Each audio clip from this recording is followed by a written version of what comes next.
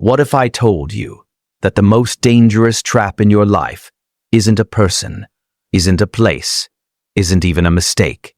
It's a pattern, a silent one. A pattern that starts so small you barely notice it. A single thought, a single fear, a single what if, and then it grows, slowly, quietly, until one day you wake up and realize you're not in control anymore. You're reacting, you're hesitating, you're overthinking, you're stuck. And the worst part, you think it's normal. That's how the spiral works. It doesn't attack you. It convinces you. It whispers, play it safe. Don't risk it. Wait a little longer. What if you fail? What if they judge you? What if you're not enough? And without realizing it, you shrink. Your dreams shrink. Your confidence shrinks. Your world shrinks. Opportunities pass by and you call it bad timing. You stay silent and call it being realistic. You hold back and call it being careful. You know there's more in you. You know you're capable of more. You know you're meant for more. So why are you still standing still? Because fear doesn't just stop you once. It builds momentum. One avoided challenge becomes two. Two become 10. 10 become a lifestyle. And suddenly, your comfort zone feels like a cage. You start doubting decisions you haven't even made yet. You imagine outcomes that haven't happened. You replay conversations that never existed. Your mind becomes the battlefield. And here's the truth most people never admit. The spiral isn't loud. It's subtle. It feels logical. It feels protective. It feels smart. But it slowly drains your courage. And once courage drains, regret grows. Look around. How many people do you know who say, I wish I had tried. I wish I had believed in myself. They didn't fail. They spiraled. And the spiral feels safe. Until years pass. So today, on Fear Spiral, we're going somewhere uncomfortable. We're breaking down how the spiral starts, why it feels impossible to escape, and how you can interrupt it before it becomes your identity. Because here's something powerful. Fear is natural, but living inside it is a choice. And the moment you recognize the pattern, the moment you see it for what it is, you take back control. This isn't just another motivational talk. This is a wake-up call. Stay with me, because by the end of this video, you won't just understand the spiral. You'll know how to break it. Fear Spiral. They had planned the trip for months. Pine Hollow. No reception, no traffic, no distractions. Just forest. Alex said they needed it. Mia said they deserved it. Jordan said it would be just like old times. Sam didn't argue. They used to be inseparable once. High school legends, always together. But adulthood has a way of quietly pulling people apart. Jobs, breakups, resentments no one talks about. This trip was supposed to fix that. Pine Hollow looked untouched. Ancient pines stretched endlessly into mist, their tops swallowed by a low gray sky.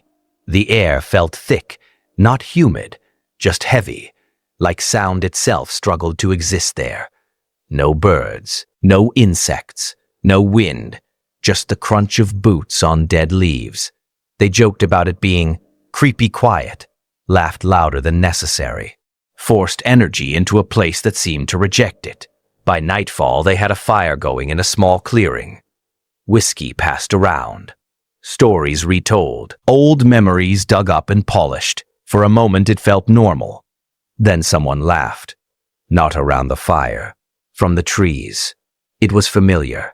Too familiar. Sam froze. Dude, that was your laugh. Jordan shook his head immediately. No, it wasn't. But they all heard it. It wasn't loud. It wasn't distant. It sounded like a memory played back at low volume. The fire popped. No one moved. Alex forced a smile. Echoes. It's a hollow. That's what hollows do. But Mia wasn't convinced. She stared into the darkness like it was staring back. That wasn't an echo, she whispered. That was us. They tried to ignore it. Blamed the alcohol. the acoustics, the imagination, but something had shifted, and Pine Hollow felt aware. Around midnight, it started again. Not laughter this time. Voices.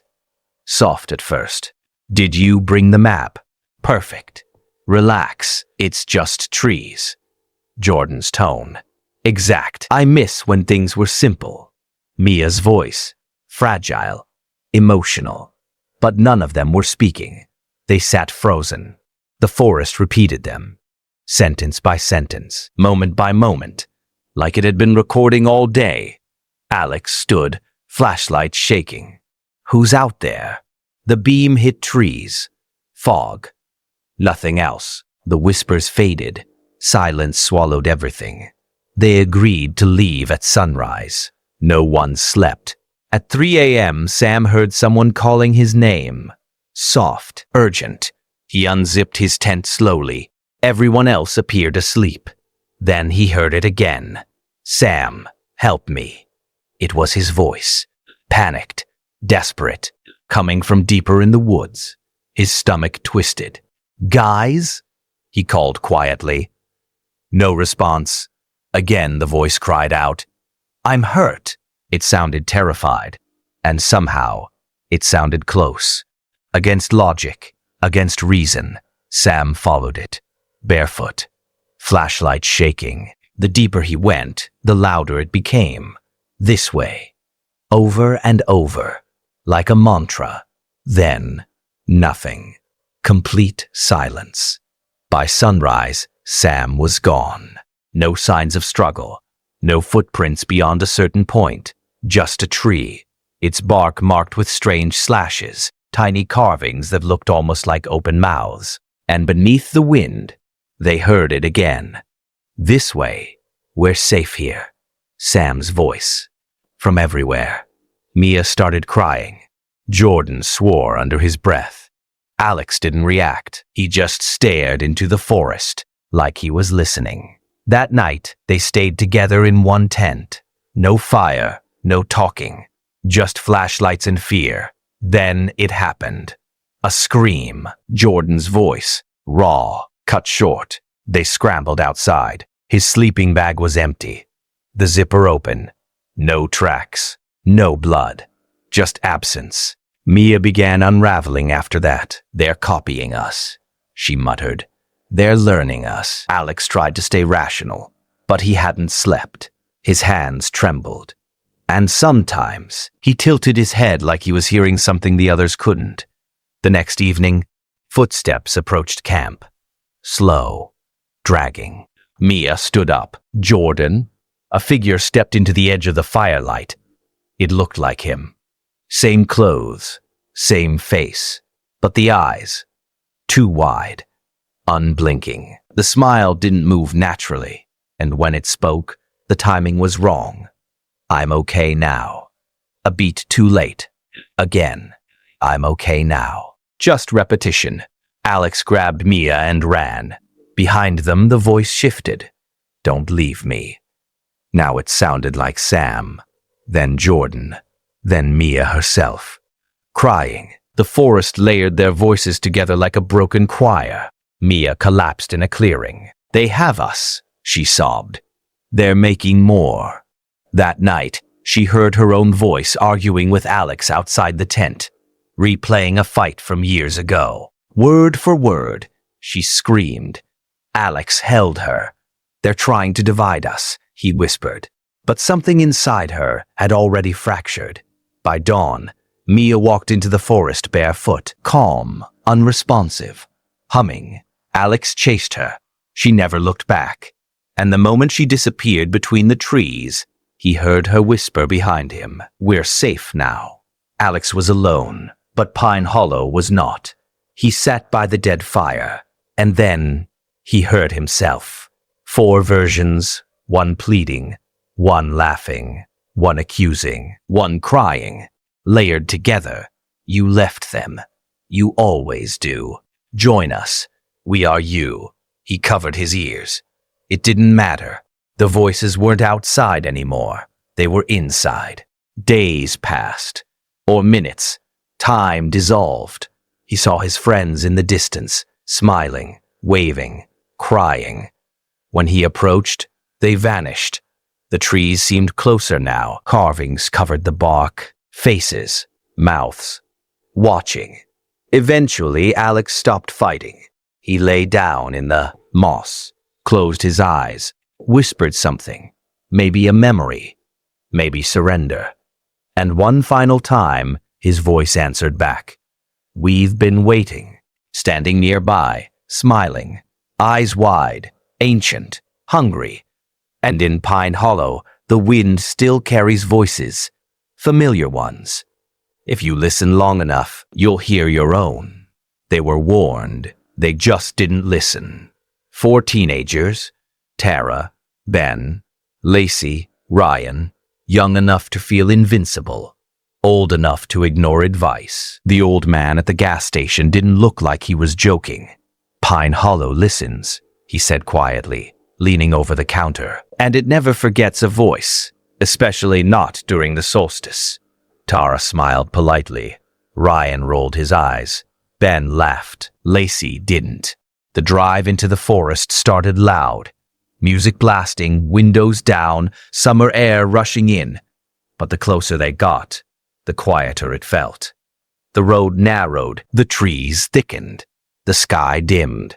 By the time they parked, the air had changed. No birds, no insects, no wind, just silence. Not peaceful silence, pressurized silence. The kind that feels like it's waiting. They set up camp in a clearing surrounded by tall, crooked pines. The trunks leaned slightly inward, almost forming a circle, almost like a boundary. They joked about horror movie rules, took pictures, lit a fire. The first night passed without incident, or so they thought. Tara lay awake longer than the others. She heard something, soft, like conversation just beyond comprehension. Not whispers, not wind. It sounded like voices heard through a wall. She told herself it was imagination. Morning came, gray and muted, and that's when they found the carvings. Deep slashes in a nearby pine, faces, roughly etched, hollow circles for eyes, open mouths, some smiling, some screaming. Fresh sap oozed from the cuts. "These weren't here," Lacey said quietly. Ben shrugged it off. Some bored hiker. But Tara felt something twist in her chest. The forest wasn't just silent, it was observant. That night, the fire burned low, and Tara heard her own voice. "Come here." Calm, friendly. "I found something." It came from the trees. She stood slowly, trance-like, flashlight in hand. Lacey grabbed her wrist hard. "What are you doing?" Tara blinked. "You didn't hear that?" "I called you." "No," Lacey whispered. "You didn't." They didn't sleep. They couldn't. The third morning never fully arrived. The sky stayed gray. The light didn't brighten. Time felt paused. More carvings appeared. Dozens now. Encircling their camp. Different expressions. Different shapes. Like the forest had practiced. Ryan tried to retrace their steps back to the trail. It was gone. Every direction looked identical. They walked for hours, ended up right back where they started. Gear untouched, fire pit cold. The forest hadn't moved, but somehow it had. Lacey began whispering under her breath. "They know us now." That night, Pine Hollow stopped whispering. It started arguing. Their voices erupted from the darkness, perfectly reenacting their past fights. Ryan accusing Ben, Tara crying, Lacey shouting. Every word, every tone. None of them speaking. They sat frozen in their tents, listening to themselves scream from the trees. "It recorded us," Ryan muttered. But the laughter that followed wasn't normal. It was warped, stretched, distorted, like a damaged recording melting. Then came the thudding, slow, heavy, something moving beyond the firelight. The fire kept dying faster than it should. Matches barely sparked. The dark pressed closer. Ryan broke first. He ran, shouting that he saw something, telling them not to follow. His voice faded, then stopped. Ben charged after him. They heard yelling, then laughter, then screaming, then nothing. Tara and Lacey stood alone in the clearing. The silence returned. And then, Ryan's voice. I found a way out. Then Ben's. You have to see this. Then Lacey's. Then Tara's. All overlapping, layered, like the forest was testing combinations. They're becoming us, Lacey whispered. That night never ended. The sky never shifted. Shadows moved even when they stood still. Tara saw shapes between trees, tall, too thin, sometimes hunched, sometimes upright, watching. At one point she saw herself standing among them, smiling, whispering. Lacey stopped responding altogether. She just repeated names, over and over. Ryan, Ben, Tara, Lacey, in different tones, testing voices. Eventually, Tara left camp. Something whispered, "You're the only one left. You have to go." She walked for hours. The carvings grew more detailed. Faces with teeth now, expressions more precise, almost familiar. Then she saw it. A clearing. 4 figures sitting around a dead fire. One looked like her. The others looked like Ryan, Ben, Lacey. But they weren't moving, just sitting, waiting. She blinked. They were gone. The forest closed in. Voices surrounded her, comforting now, gentle. Don't be scared. We're part of you. You're safe. The last thing she remembers is hearing her own voice say, "Stay." Alone, covered in sap, barefoot, eyes empty. She was whispering names. Ryan, Ben, Tara, Lacey. Each name in a different voice, perfectly mimicked. Doctors said dehydration, trauma, shock. But she never spoke normally again, only echoed. People say Pine Hollow remembers, that it doesn't just mimic sound. It stores identity, and during the solstice, it calls you back to yourself. If you hear your own voice calling from the trees, it's already too late. They weren't thrill seekers, they were researchers. Kira, David, Jean, Marcus, graduate students in sound engineering. Their goal wasn't adventure, it was silence. Pine Hollow had almost no recorded ambient data, no wildlife frequencies, no environmental interference. On paper, it was perfect. In reality, it was wrong. The moment they stepped under the canopy, Marcus stopped walking. "Do you hear that?" he asked. No one answered, because there was nothing to hear. No wind, no leaves shifting. No distant birds, just an absence. Not quiet, suppressed, like the forest had been muted. They set up equipment in a circular clearing. Motion-triggered recorders, parabolic microphones, frequency analyzers tuned beyond human hearing. Jean joked that it felt like they were wiring up a giant speaker. Kira laughed, but she noticed something strange. Their footsteps sounded hollow. Like the ground beneath them wasn't solid, like there was space underneath.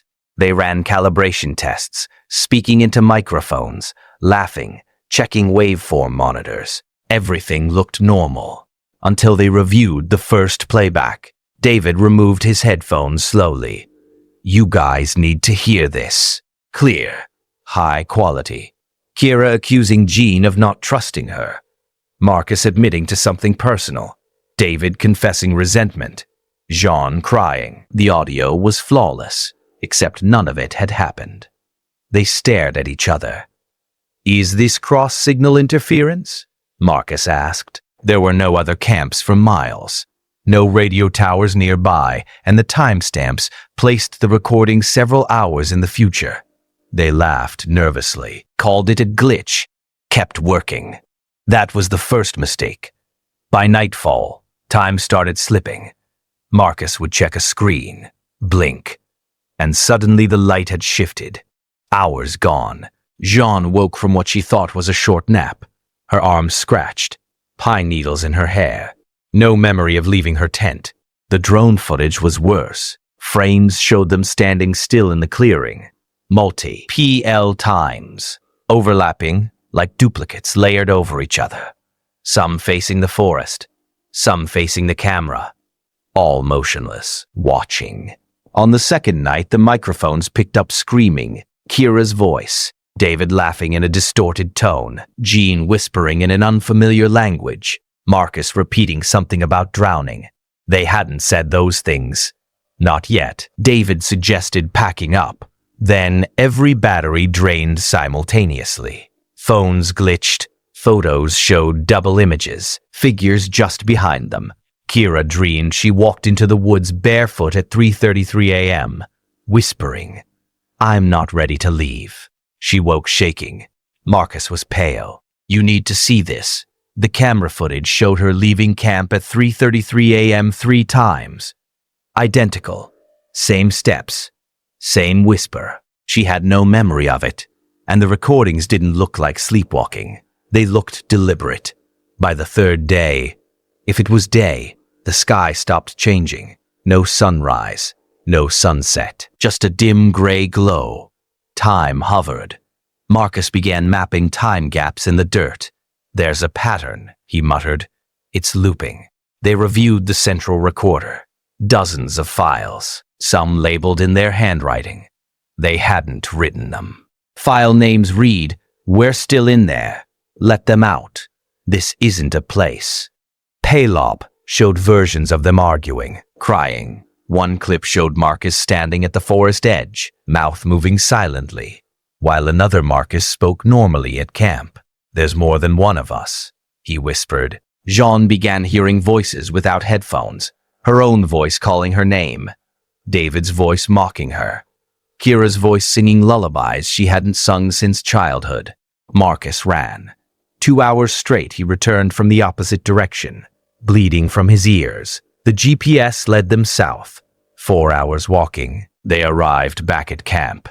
The gear was still recording, still blinking. One FINA L file began playing, a distorted voice glitching. "Don't worry, you're still here." The phrase looped, jittering. "You always will be." "This isn't a forest," he said softly. "It's a system." Kira stared at the central monitor. Live feed. 4 figures sitting around the fire, unmoving, unblinking. "Is that us?" she whispered. "No," one answered. Jean walked into the trees and didn't return. Her voice appeared layered across every microphone, ending each time with, "We're still in there." David tried destroying the recorder, smashed it with a rock. It shattered. When he turned around, it was intact again, playing footage of them destroying it. "Already recorded. It's already happened," Kira said. "We're inside it." Marcus stopped speaking, his skin pale, eyes unfocused. David swore he saw Marcus split in two, one crying, one smiling. Kira stared into the forest. She saw dozens of versions of themselves standing between trees, each wearing different expressions. Fear, joy, anger, surrender, all watching. On what felt like the final day, Jean appeared again, standing at the edge of camp, eyes dark, face slack. "I'm not ready to leave." Dozens of voices echoed her, layered, hive-like. Marcus removed his shoes, sat in the center of camp. "This is a memory loop," he whispered. "And we're the source file, if anyone finds this." But when she played it back, the voice wasn't hers. It said only, "We are you now." Rescue teams later searched Pine Hollow. They found nothing. No tents, no gear, no students. Only silence. And one microphone buried in moss. Still powered. Still recording. The last file contained 4 voices.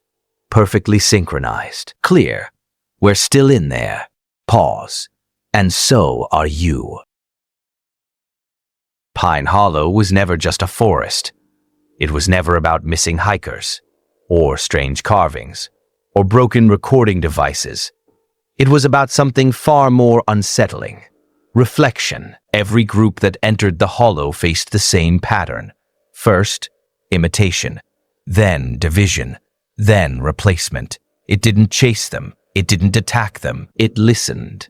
And then it gave them back to themselves. But distorted. Because the most terrifying sound in the world is your own voice saying something you don't remember saying. Think about it. Sam followed his own cry for help. Tara nearly obeyed her own call. Kira watched herself walk into darkness. None of them were lured by monsters. They were lured by familiarity. And that's the spiral. Fear rarely comes from the outside. It echoes from within. Doubt repeats your thoughts. Regret replays old conversations. Anxiety mimics future disasters that haven't happened. And the longer you listen, the louder it gets. Until you can't tell which voice is real anymore. That's what Pine Hollow represents. A place where your identity fractures, where memory looks, where the forest doesn't hunt you. It studies you, learns your tone, your fears, your secrets, and then builds something from them. Something that looks like you, sounds like you, but isn't you. And maybe that's why no one escapes. Because eventually they stop fighting the echo. They start believing it. And once you believe the voice calling your name from the dark, you walk toward it every time. The scariest part? The hollow never moves. It doesn't need to. It waits. It remembers. And it keeps every voice it's ever heard. So if you ever find yourself somewhere too quiet, too still, and you hear your own voice whispering from somewhere it shouldn't be, don't answer. Don't follow. And whatever you do, don't believe it. Because once the echo sounds exactly like you, the spiral has already begun. If this story pulled you in, if you felt that silence, if you heard something that sounded a little too familiar, then you already understand.